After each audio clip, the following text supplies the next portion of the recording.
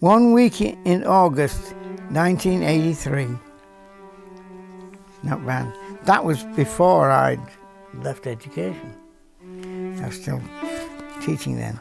These first studies are because Leslie was at university at the time, and she'd been asked to look at enclosed spaces, and she had also seen the work of a 19th century Italian artist who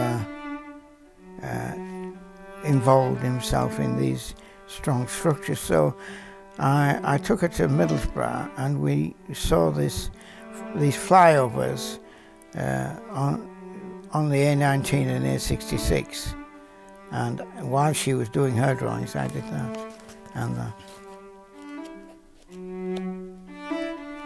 I was just occupying my time. Quite complex. But then the book starts proper as we head off on this week in Devon. And this wasn't in Devon, it was on our way down. This was in the Cotswolds, and it's done in ink and pen. But these are further down toward Devon by this time. That was in the little cottage through the window.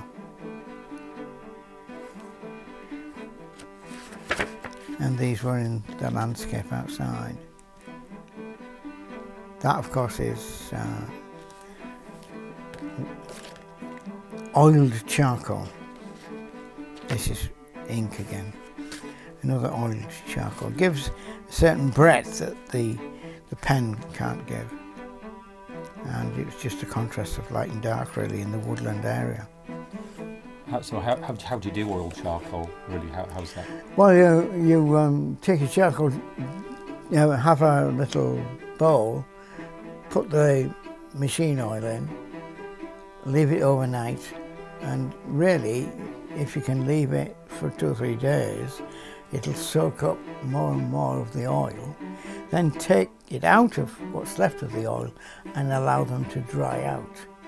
You can't use linseed oil because linseed oil gives the skin. This doesn't. It just soaks into the charcoal. And then the longer you leave it, the longer it will dry and it will become usable. And then, of course, you don't have to fix it, because that's one of the things about charcoal. It's so fugitive. You just brush your finger over it and you've lost it. But in this method, you can't. It does mean it's a little bit more difficult to rub out if you want to do that. So but then rubbing out is not something I would encourage anyway. But this was all done in this. I mean, I was taking them out a lot of the time during the day. We were going all over the place. But there would be a time in the morning or a time in the evening when we came back, and we'd be, this would be in the house. I was able to find a few minutes to do these drawings. That was obviously the ink again. And I felt it was a valuable thing to do.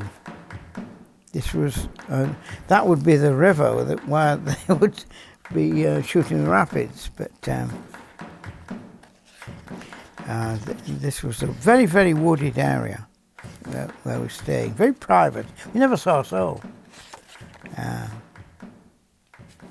But there's a certain freshness developing in these studies, which I enjoyed doing. They're all based upon aspects of light and dark, really. And there's the water again. You could just as easily find these sort of things up here in the Esk Valley. I think that's what drew me to this place.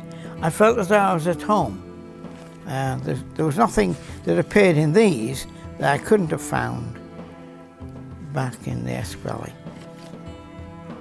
Even these tall foxglove type shapes and forms.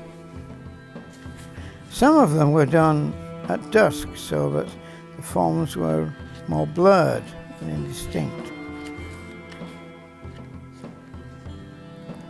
I was exploring the media as much as the place that I was working in. Reconnecting with it, with something I'd used so much more earlier. Sometimes you can see with this one that it's very, it's got more dense by the amount of work I've put into it. Trees reaching over water. Water's very much connected with this theme, as you can see. And there I was trying to use the white of the paper more effectively and just using the ink as something that lay behind. And that also gave it an individual character. Sometimes I went into more detail in terms of structure. And that is back to that negative thing where it's what I leave is important. It's more important than what I actually draw. Whereas that's the other way around. And Lord alone knows where I got that bit of colour from. But I did. It was a sunset, of course. And these are amongst the best drawings in the book. Again, where it's negative, mostly negative.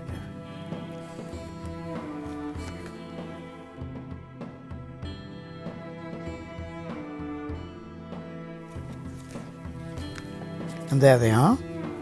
They're sat on a rock, drawing, and because they, although they didn't draw all the time because they were doing all sorts of things, there they were sat side by side actually drawing, and I used that as part of a painting when I did my master's degree, which was sometime much later.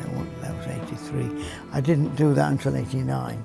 So they hung around for 6 years before. But I remembered this thing, because that's what Friedrich did. He had people looking into his subjects, and it makes your eye go beyond the immediate foreground area into your picture, and that's why I use them.